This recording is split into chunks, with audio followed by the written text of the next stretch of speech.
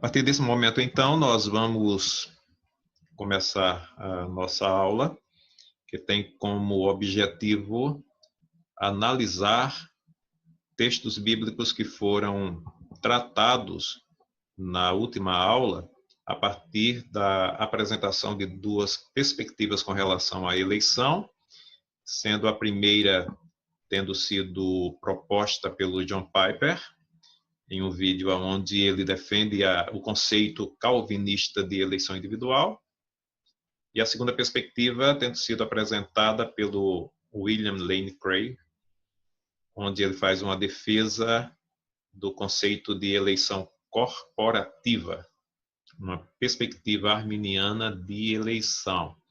Esses textos foram apresentados por esses comentaristas e nós pudemos ver na última aula.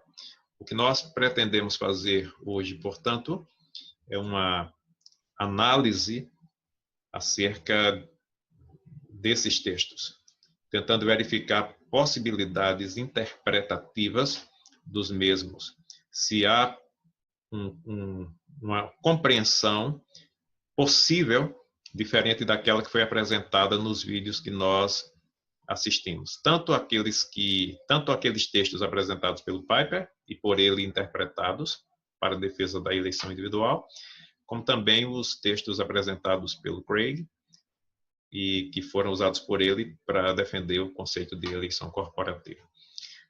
A ordem dos textos é Efésios 2, 4 a 9, 1 Coríntios 1, 26 a 30, depois Tiago 2 e 5, e por fim Atos 13 e 48. Nós pensamos esses 4 textos do universo de textos que foram apresentados pelo Piper.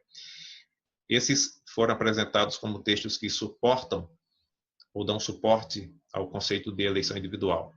Os textos que o Craig usa para dar suporte ao conceito de eleição corporativa são os de Efésios, capítulo 1, versos 3 a 14, Romanos 8, 28 a 30, onde ele faz uma interpretação diferente da ideia de predestinação. Esse mesmo texto de Romanos 8, 28 a 30 é amplamente usado pelos os defensores da eleição individual, onde eles associam a ideia de predestinação como sendo algo relativo ao próprio conceito de eleição, não diferente disso, ao passo que o Craig dá uma outra interpretação para a ideia de predestinação, o que não seria a mesma coisa que eleição. Depois o texto de 2 Pedro 3 e 9 e, por fim, 1 Timóteo 2 e 4. Então, vamos começar. Nós vamos ler os textos todos e vamos tecer alguns comentários sobre possibilidades interpretativas desses textos. O primeiro texto que vamos verificar é Efésios capítulo 2, versos 4 a 9. Foi usado pelo Piper para a defesa da ideia de eleição individual. O texto diz o seguinte: mas Deus, que é riquíssimo em misericórdia, pelo seu muito amor com que nos amou, estando nós ainda mortos em nossas ofensas, nos vivificou juntamente com Cristo. Pela graça sois salvos. E nos ressuscitou juntamente com ele, e nos fez assentar nos lugares celestiais em Cristo Jesus, e para mostrar nos séculos vindouros as abundantes riquezas da sua graça, pela sua benignidade para conosco em Cristo Jesus, porque pela graça sois salvos por meio da fé, e isso não vem de vós, é dom de Deus, não vem das obras, para que ninguém se glorie. Então, qual foi aqui a apresentação do Piper com relação a esse texto? Ele pontuou aqui algumas coisas que são fundamentais para a ideia da eleição individual. Primeiro, o conceito de morte espiritual, que aparece no verso 5, quando diz: estando nós ainda mortos em nossas ofensas, nos vivificou juntamente com Cristo. Em seguida diz: pela graça sois salvos. Na perspectiva da eleição individual, o homem, o indivíduo que é eleito por Deus, e que antes da conversão, antes da salvação, estava nessa condição de morte, morte espiritual, sendo essa a condição de todos os homens, descendentes de Adão, e por essa condição, esses apresentam uma total incapacidade de dar qualquer tipo de resposta a Deus. Eles não teriam como, por si sós, responder à oferta da salvação, porque eles estão espiritualmente mortos. Os irmãos que defendem, que pensam acerca da eleição individual, levam isso muito a sério, isso é muito caro para eles. O homem não pode responder ao chamado de Deus porque ele está morto. Como morto espiritual, ele não pode compreender, ele não tem fé, ele não tem inclinação para as coisas de Deus, tudo que ele conhece é o pecado. Essa condição de morte corresponde ao estado de total depravação, ou seja, é morte no sentido de estar absolutamente imerso em uma natureza absolutamente pecadora ou pecaminosa. Logo, esse homem não responde a Deus. Ele não tem como chegar a Deus por si só ou responder positivamente ao chamado do Evangelho. Sendo essa a condição de todos, a perspectiva da eleição individual diz que aqueles que Deus elegeu individualmente, no ato do chamado, recebem vida espiritual transmitida pelo Espírito Santo, que nós chamamos de regeneração. Claro que aqui nós estamos considerando que os irmãos que defendem essa posição compreendem que a regeneração, no que tange a ordem dos eventos soteriológicos, ela vem logo depois ou simultaneamente ao chamado. O chamado é a apresentação do Evangelho, a exposição do indivíduo à mensagem do Evangelho. Então, logo em seguida, ou paralelamente a isto, ele é regenerado, ele passa a ter vida, ele recebe vida. Tendo recebido vida, ele superou, pela graça de Deus, esse estado de morte espiritual, estando agora em condições de responder positivamente ao chamado. Então, isso é um privilégio apenas dos eleitos individualmente. Aqueles que não são eleitos permanecem no seu estado de morte e não podem responder o chamado de Deus, ao chamado de Deus. Então, o Piper coloca esse estado de morte espiritual como sendo uma condição importante em todo esse processo e compreensão do conceito de eleição individual.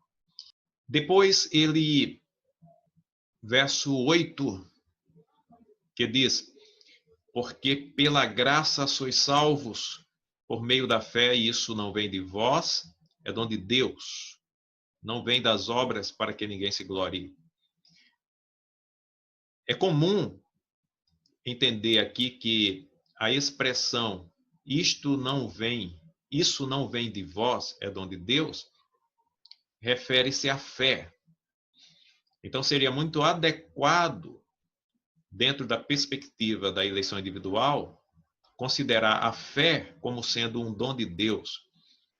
Se isso é assim, essa fé salvífica, que não é meramente a crença na existência de Deus, essa crença ela é comum entre os homens, mesmo entre os pecadores, os perdidos, mas é aquela fé salvífica que compreende e que se submete ao Evangelho, que crê no Salvador, que crê firmemente na suficiência de Cristo para salvar, levando o indivíduo, portanto, a se tornar absolutamente dependente de Cristo para a salvação e confessando-o como seu Salvador. Então, se isso aqui diz respeito à fé, nós estamos diante aqui de uma conveniência muito grande para o conceito de eleição individual, porque só tem fé salvífica aquele eleito que Deus decidiu salvar. Essa decisão acontece na eternidade. Então, se a fé aqui é o que responde ao que Paulo diz, isso não vem de vós, então nós teríamos uma forte defesa da eleição individual a partir desse conceito. Se a fé é um dom de Deus, Deus a dá aos eleitos. Isso explicaria por que os não eleitos não chegam à fé, porque não receberam esse dom. E aquele a quem Deus dá o dom, ele chegaria necessariamente à fé. Então tem esses dois elementos aqui nesse texto, nesse primeiro texto, que suportam ou dão suporte ao conceito de eleição individual.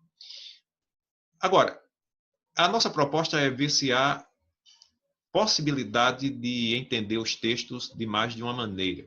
Não é, veja, repito, disse no início, não é se esses textos eles podem ser simultaneamente usados com a mesma validade para os dois conceitos. Isso não é possível, porque aí nós teríamos o texto dizendo duas coisas ao mesmo tempo. Isso não é assim. O texto diz uma só coisa. A Bíblia tem uma só mensagem, a verdade é uma só.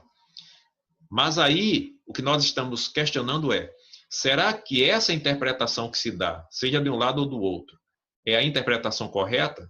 Será que esses textos não permitem uma outra interpretação melhor?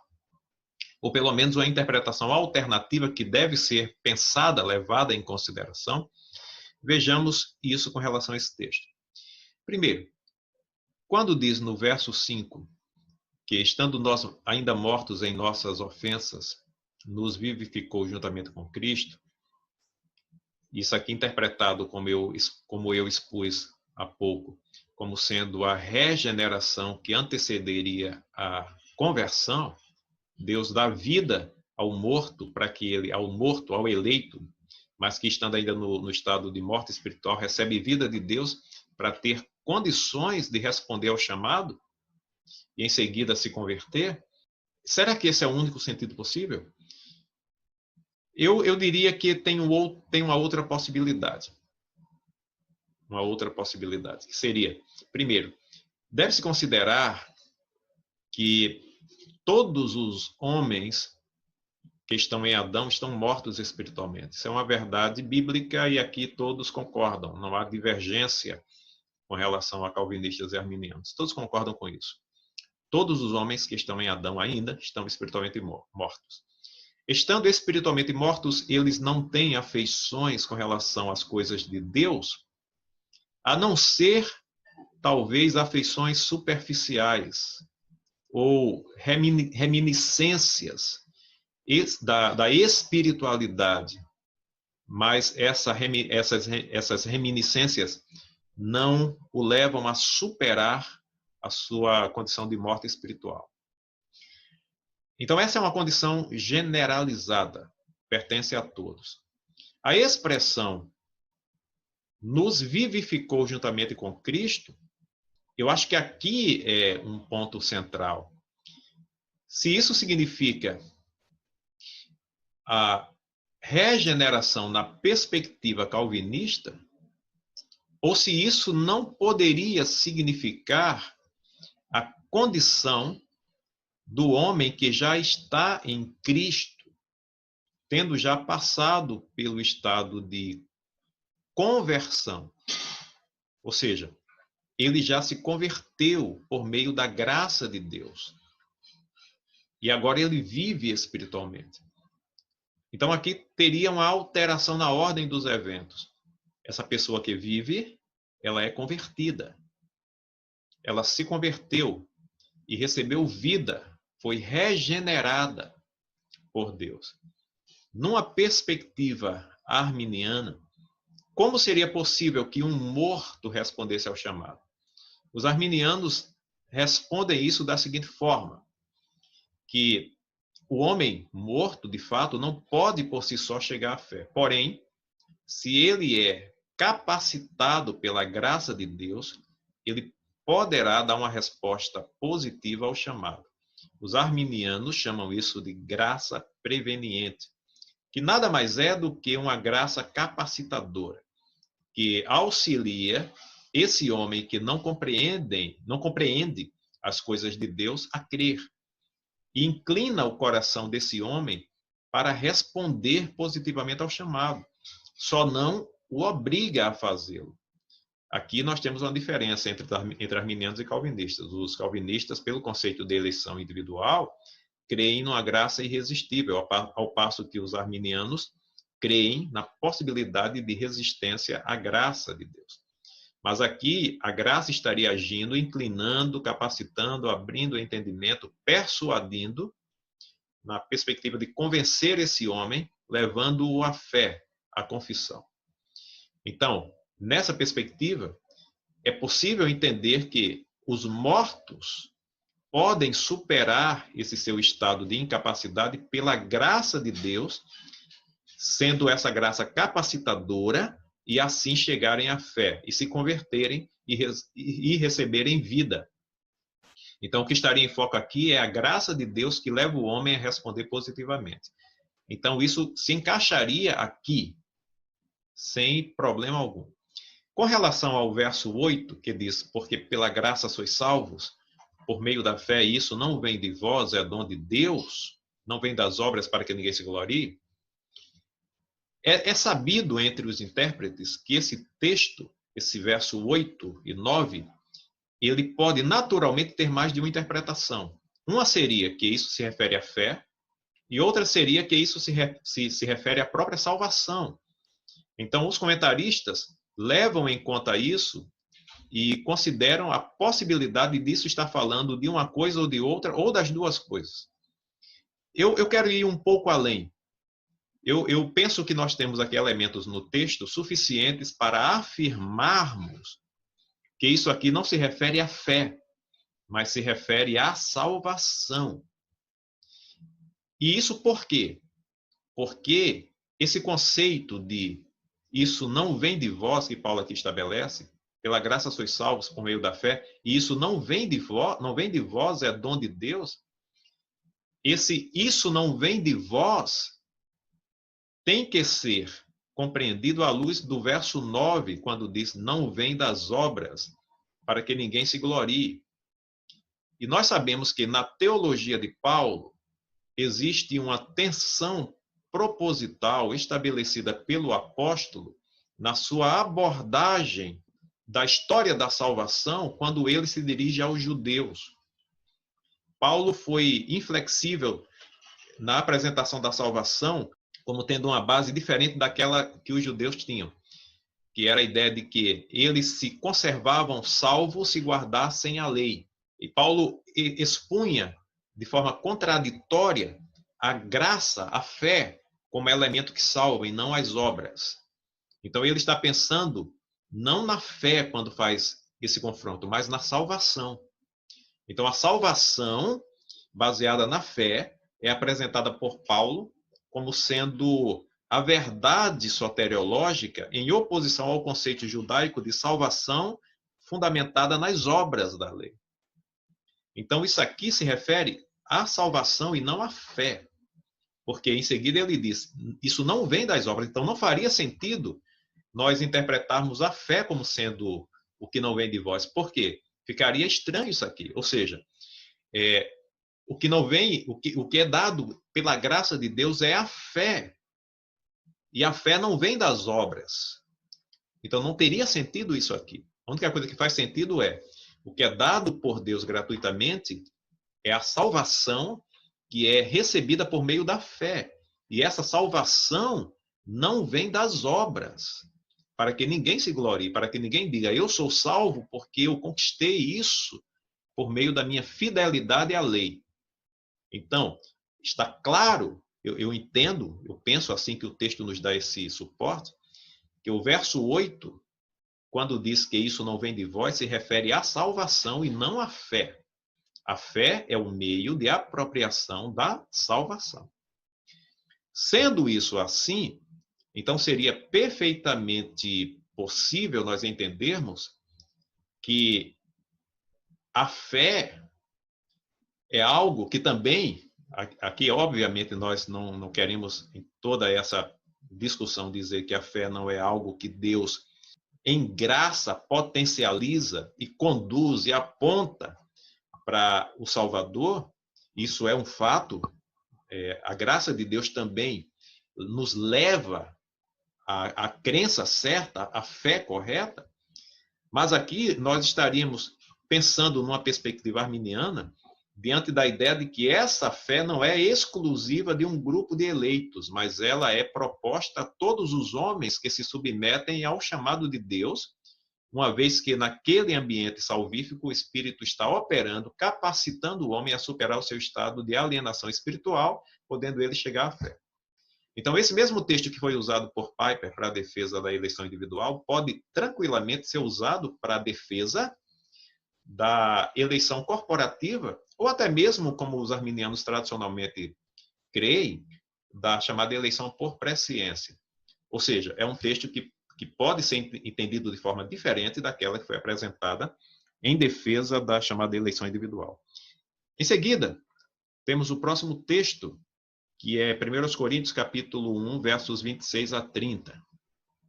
Esse texto diz o seguinte: porque vede, irmãos, a vossa vocação, que não são muitos os sábios, segundo a carne, nem muitos os poderosos, nem muitos os nobres, que são chamados, mas Deus escolheu as coisas loucas deste mundo para confundir as sábias. E Deus escolheu as coisas fracas deste mundo para confundir as fortes. E Deus escolheu as coisas vis deste mundo e as desprezíveis e as que não são, para aniquilar as que são, para que nenhuma carne se glorie perante ele. Mas vós sois dele, em Jesus Cristo, o qual para nós foi feito por Deus sabedoria e justiça e santificação e redenção. Esse foi o segundo texto usado pelo Piper em defesa da chamada eleição individual. Qual a ideia aqui apresentada por ele? E aí seria a primeira possibilidade interpretativa. É que Deus não escolhe um grupo, como ele diz, indefinido de pessoas, um corpo, um grupo orgânico de pessoas para a salvação, sendo que os componentes desse grupo não foram determinados por Deus, podendo ser qualquer pessoa. Esse é o conceito de eleição corporativa.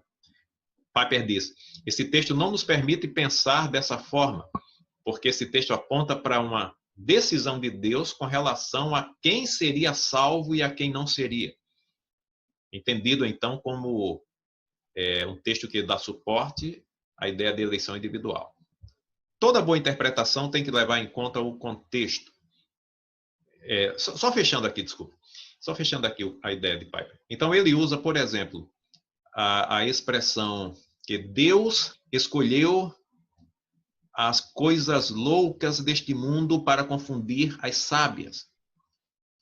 Deus escolheu as coisas fracas deste mundo para confundir as fortes. Deus escolheu as coisas vis deste mundo e as desprezíveis e as que não são para aniquilar as que são, conectando isso ao início do texto, que diz: vede, irmãos, a vossa vocação, que não são muitos os sábios segundo a carne, nem muitos os poderosos. O que Piper quis dizer aqui com esse texto é que, na igreja de Corinto, por um decreto eterno, Deus tinha decidido quem se salvaria. E seria aquele grupo de irmãos que ele identifica aqui como humildes. Deus rejeitou outras pessoas e elegeu essas, e as características dessas são humildade, simplicidade, tal. Então, ele usa esse conceito para dizer que isso aponta para indivíduos que Deus escolheu naquela cidade de Corinto desde toda a eternidade. Esses indivíduos tinham determinada configuração e Deus decidiu que queria eles e não os outros.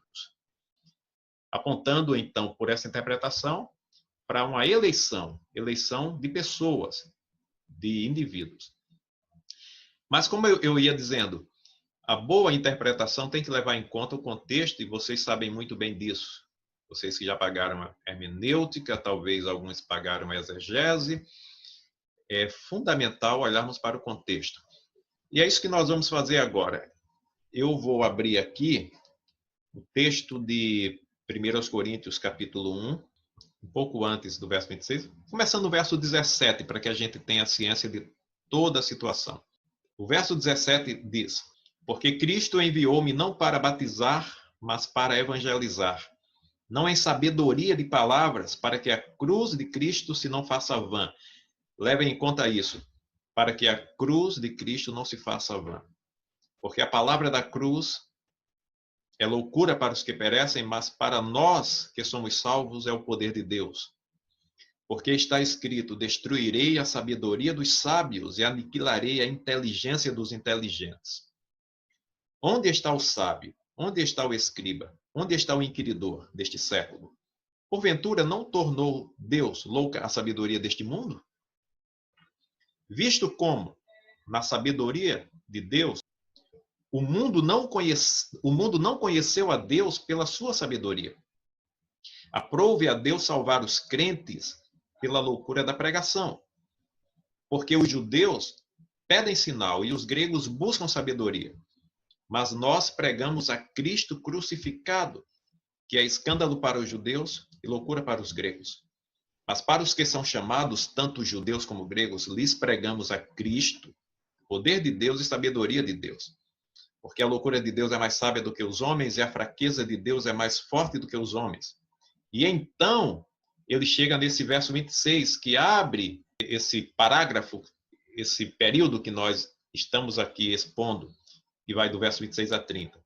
E aí ele segue: porque vede, irmãos, a vossa vocação, que não são muitos os sábios segundo a carne, e nem muitos os poderosos, nem muitos os nobres que são chamados e tal. Vamos entender esse contexto. Paulo estava falando para uma igreja, a igreja de Corinto, que estava indevidamente flertando com a sabedoria humana, mundana. Vocês devem lembrar que no início dessa carta, Paulo censura aqueles que estão dividindo a igreja em grupos. Dentre esses grupos existia o grupo de Apolo.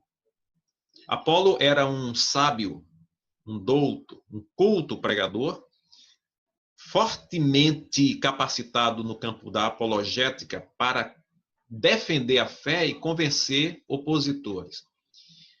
É possível que a inteligência de Apolo tenha cativado irmãos ali e levado-os a comparar a pregação de Apolo, a forma como Apolo pregava, com a forma que Paulo pregava. Paulo era simples na sua pregação.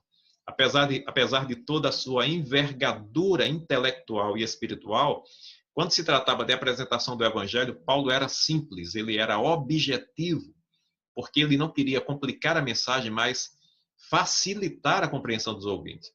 Então, é possível que alguns irmãos em Corinto preferiram Apolo a Paulo, porque Apolo tinha um discurso erudito, ele era alexandrino, e os alexandrinos eram conhecidos por sua capacidade retórica e coerência argumentativa e logicidade na apresentação de argumentos. Esses irmãos que teriam supostamente sido seduzidos pelo estilo de Apolo, eles demonstravam uma inclinação para exaltar a sabedoria. E essa inclinação levava-os até mesmo a considerarem a filosofia como algo válido no tratamento das questões cristãs, dos temas cristãos. E Paulo condena esse tipo de atitude. Então, muitas vezes, nessa carta, ele vai combater a sabedoria humana, a sabedoria dos homens, como sendo algo absolutamente inútil para a fé. A sabedoria dos homens é incapaz de produzir qualquer tipo de verdade espiritual. E Deus rejeita essa sabedoria. Então, é possível que aqueles irmãos que tinham uma inclinação, que flertavam com a sabedoria e que defendiam isso e chegavam até mesmo a formar grupos em torno daquele que eles julgavam mais sábio, eles estivessem condicionando os temas cristãos aos conceitos estabelecidos pela filosofia humana. Paulo rejeita isso de forma completa. E ele confronta isso com os fatos bíblicos, quando diz: Deus rejeitou a sabedoria do mundo, porque ela é incapaz de compreender o seu plano. E na sua própria sabedoria, Deus decidiu que os homens não chegariam a ele pela sabedoria humana, mas chegariam a ele nos termos que Deus estabeleceu, que são os termos da fé. Então, essa fé se baseia, ou melhor, essa fé aponta para a aceitação da salvação a partir de um sacrifício substitutivo, que é o sacrifício de Cristo. Agora, a sabedoria humana rejeita isso e entende isso como sendo totalmente inadequado. Seja essa sabedoria vista na perspectiva religiosa dos judeus, que entende isso como escândalo, seja na perspectiva filosófica dos gentios, que entende isso como absolutamente sem sentido. Mas foi assim que Deus decidiu. Então, esses que rejeitam a maneira como Deus salva e a julgam inadequada, eles não chegam à salvação, porque a arrogância da sua intelectualidade os impede de aceitar os termos que Deus estabeleceu, os critérios salvíficos que foram estabelecidos por Deus, de modo que essas pessoas permanecem alienadas. Então, Paulo está argumentando aqui contra a sabedoria humana que estava seduzindo alguns crentes em Corinto. E aí ele chega nesse ponto, em termos de argumentação, como quem vai agora fechar o raciocínio e completar o argumento. E ele vai usar agora termos práticos, dizendo: vejam que entre vocês não existem muitos sábios, muitos poderosos. Por quê? Porque na simplicidade de vocês não dificultaram esse acesso à graça de Deus por meio de argumentos humanos, mas vocês se abriram para Deus sem argumentar ou contra-argumentar, diferentemente daqueles que se deixam guiar pela sabedoria e por isso rejeitam a salvação proposta por Deus. Veja, estamos vendo aqui uma interpretação possível. Então, toda a discussão de Paulo é no sentido de mostrar para eles que a simplicidade dessas pessoas que receberam a graça da salvação levou-as a não contra-argumentar e a não dificultar as coisas, ao passo que a sabedoria humana que alguns estavam defendendo em Corinto é a razão pela qual os homens não aceitam a Cristo como Salvador, porque para eles Cristo vai ser ou escândalo ou vai ser absolutamente incompreensível e inaceitável. Um Salvador morto na cruz não faz sentido para eles. Para o mundo que valorizava a sabedoria como sendo elemento que emancipa o homem e o torna melhor. Então, nesse sentido, aqui vai se aproximar muito do que Jesus encontrou entre os judeus, por exemplo. Ele disse em Mateus 21 que meretrizes e publicanos precediam líderes religiosos judaicos no reino de Deus. Mateus 21. E por que isso? Porque meretrizes e publicanos estavam abertos para a mensagem dele, ao passo que líderes judaicos, príncipes dos sacerdotes, que é quem está naquele contexto do capítulo 21, príncipes dos sacerdotes e anciãos do povo, rejeitavam a mensagem do evangelho por conta da sua própria compreensão acerca do que é a verdadeira religião.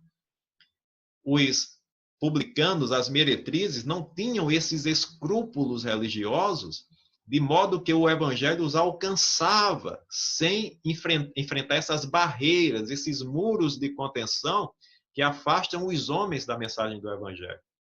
Que no caso daqueles judeus era a arrogância religiosa.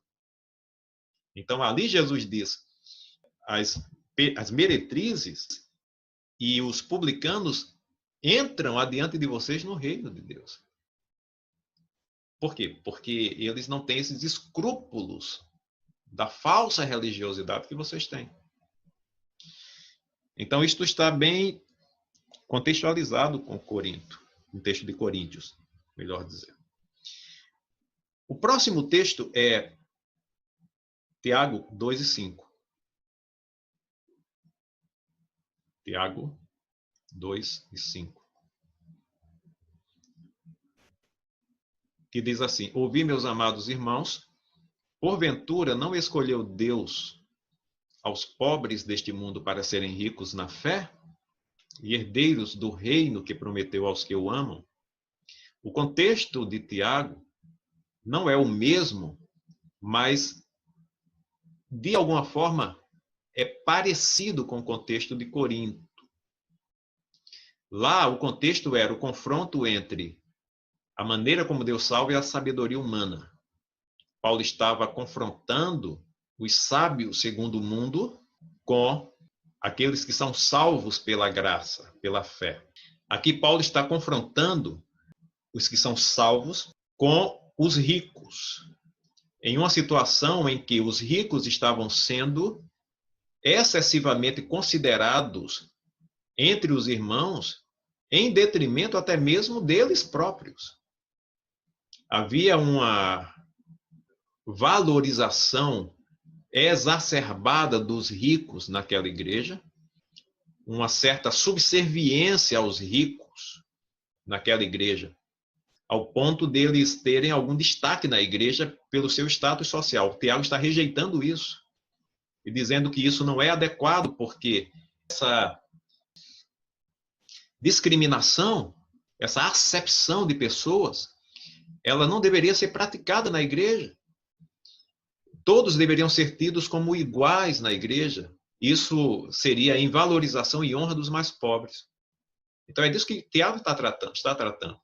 E aí ele vai usar o exemplo também da igreja a qual ele escreve para justificar isso, deixando claro que se eles próprios estavam valorizando mais o status social do que as pessoas e do que os irmãos, eles deveriam levar em conta que a ação de Deus vai no sentido contrário a isso. Então, Deus não age dessa forma. E a prova que ele usa, a prova que ele utiliza para mostrar, para deixar isso claro, é a própria configuração da igreja, em que a maioria era de pobres, de irmãos simples. Então, se Deus deu a maior de todas as bênçãos e a maior de todas as honras aos pobres, como eles estão, então fazendo tal acepção de pessoas e valorizando exacerbadamente os ricos, sendo que os ricos são os que os oprimem? E Tiago vai argumentar exatamente dessa forma. Ouvi, meus amados irmãos, porventura não escolheu Deus aos pobres deste mundo para serem ricos na fé e herdeiros do reino que prometeu aos que o amam? Então, Deus não fez acepção e Deus honrou os pobres com a salvação. Agora, a questão aqui é que o Piper apresenta, e isso é uma resposta possível, uma interpretação possível, que Deus escolheu individualmente pessoas pobres e rejeitou outras, defendendo o conceito de eleição individual. Mas também é possível, entendendo todo esse contexto, que o que Tiago está dizendo aqui seja a mesma coisa que Paulo disse com relação aos coríntios, se é que aquela interpretação, a segunda interpretação aqui exposta, é razoável, é a melhor, se é que é assim. Estamos vendo possibilidades.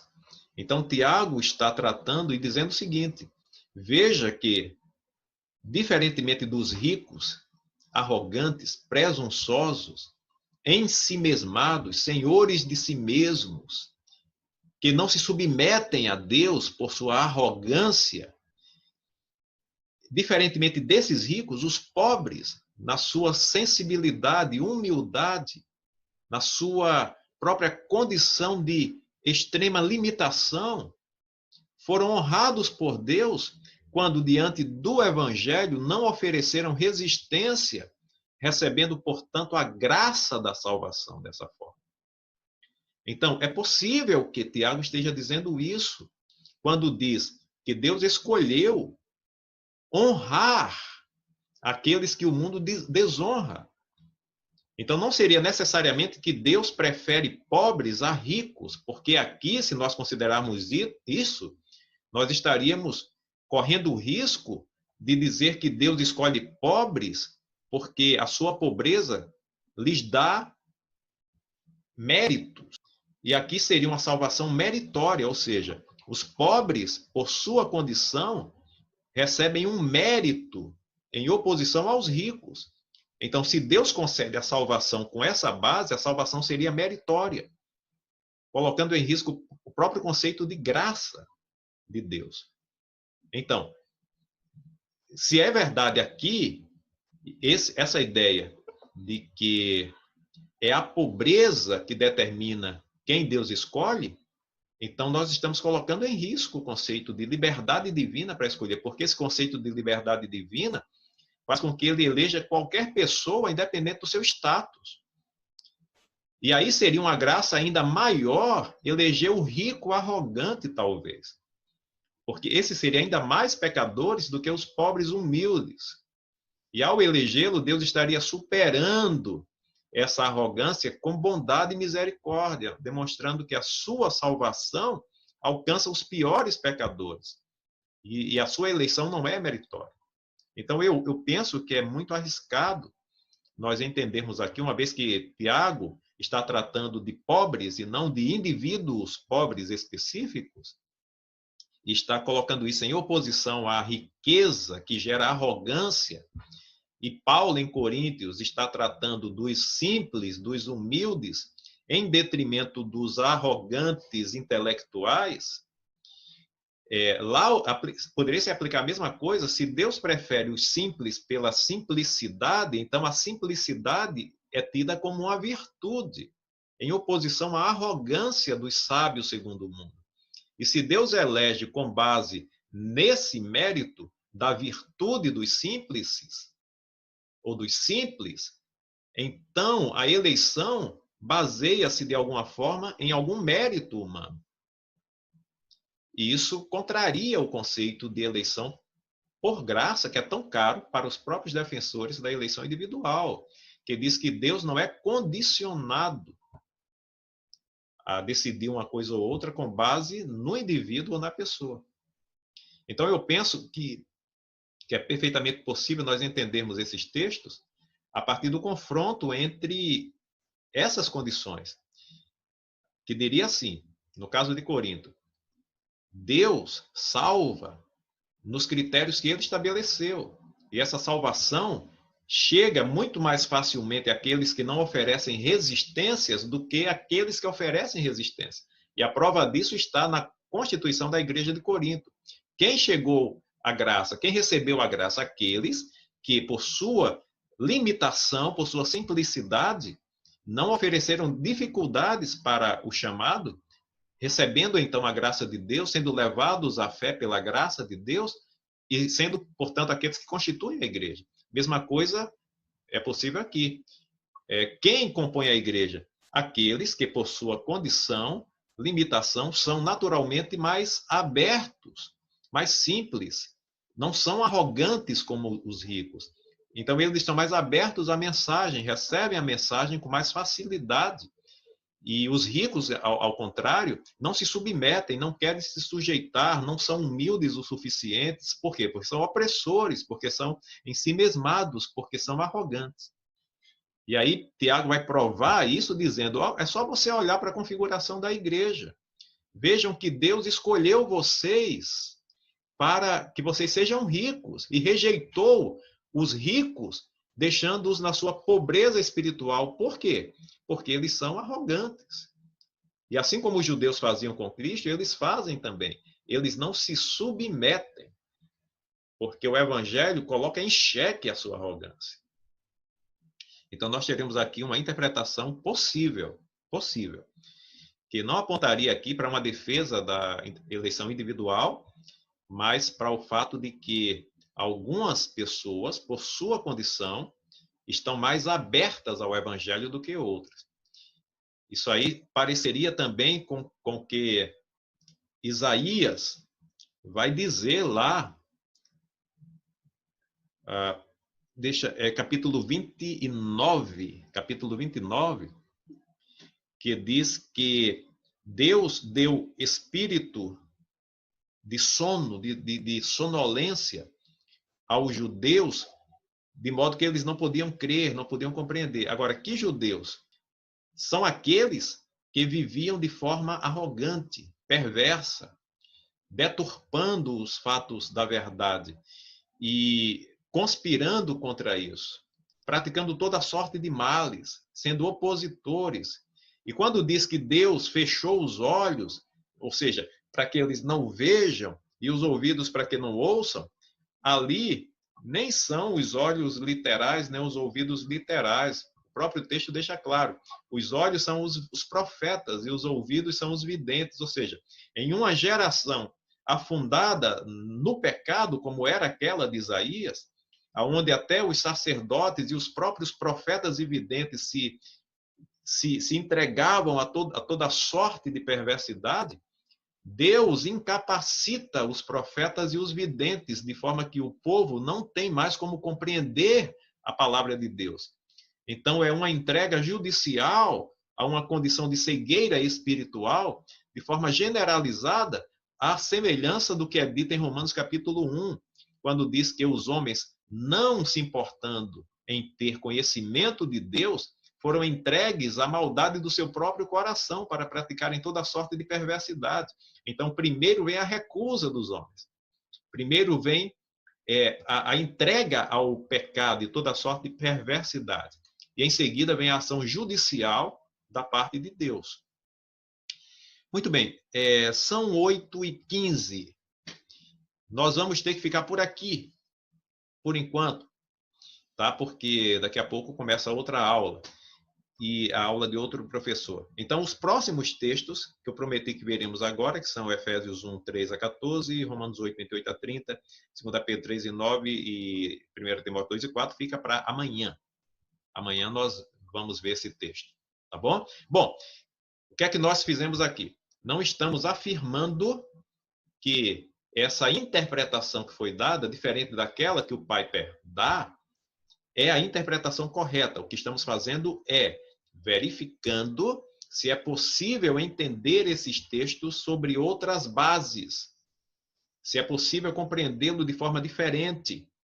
E aí nós chegaríamos à conclusão de que esses textos não estão necessariamente apontando para uma eleição individual, porque a natureza do contexto no qual esses textos são escritos condicionam uma determinada interpretação. Então, nós estamos verificando se é possível chegarmos a essa interpretação, considerando outras possibilidades, tá bom? Amanhã nós vamos fazer a mesma coisa com o Craig, verificando se a interpretação dele é razoável e se existem outras interpretações possíveis que dariam mais suporte à eleição individual do que à eleição corporativa. Eu quero, então, abrir agora para que, nesses poucos minutos, vocês se manifestem e o que não conseguirem dizer agora, vocês dizem amanhã, tanto em termos de pergunta como em termos de colocação. Eu vou sair aqui do compartilhamento de tela agora. Fiquem à vontade.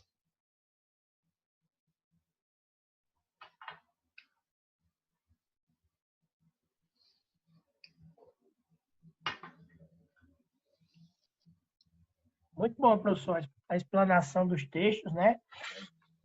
Visto que o senhor falou certamente dos dois lados, né? Eu vejo tanto 1 Coríntios como Tiago a respeito do reino, né? Da esfera do reino, como ele traz também em Romanos 8, 29, a qual sobre o Cristo governa, né? Esse mesmo sentido do Piper, né? Da eleição individual, incondicional das pessoas. E eu acho que eu consigo me atentar a essa visão da interpretação tanto de Tiago como a 1 Coríntios.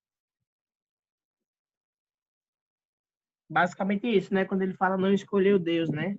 Acho que ali ele está falando realmente no reino, na esfera, no Certo. sentido de esfera, né? No caso. Certo? Ok, Anderson? Certo. Mais algum irmão? Então, o que nós fizemos foi ver uma interpretação possível, né? Olhando o contexto, e não estamos aqui impondo e dizendo que essa é a interpretação, estamos vendo possibilidades interpretativas. Ainda faltou um texto, que foi o de Atos 13:48, mas amanhã a gente vê isso para sermos justos. Esse texto realmente é um texto muito interessante na defesa da chamada eleição individual. Atos 13:48. É aquele que diz que creram todos os que estavam destinados à vida eterna. Então, a gente vai ver amanhã esse texto. Mas alguém quer dizer algo ou fazer alguma pergunta? Compreenderam as colocações ou alguma coisa ficou subentendido? Deu para compreender, pastor. No caso, em ambas as correntes, né, como elas têm as suas devidas visões, né, dá para compreender nesse sentido. Certo. Aí a gente pode ter essa noção. Vocês vão ter esse vídeo depois e vão poder, com mais calma, verificar as considerações que foram feitas aqui. Então, o que nós estamos fazendo hoje é nós estamos considerando as colocações, primeiro do Piper, que usa esses textos, fazendo menção à maneira como ele interpretou e verificando se esses textos poderiam ser interpretados de outra maneira. Então, é isso que nós estamos fazendo aqui. Basicamente, estamos transitando em possibilidades, nas vias das possibilidades interpretativas desses textos. E depois, o que eu aconselho é que, de posse desse vídeo, vocês possam, com calma, fazer análise, comparando tanto o que o Piper falou, como também o que foi colocado aqui, podendo fazer, portanto, o seu próprio juízo disso aqui. A mesma coisa vamos fazer amanhã com o Craig, os textos que ele usa para dar suporte à chamada eleição corporativa. Mais alguém?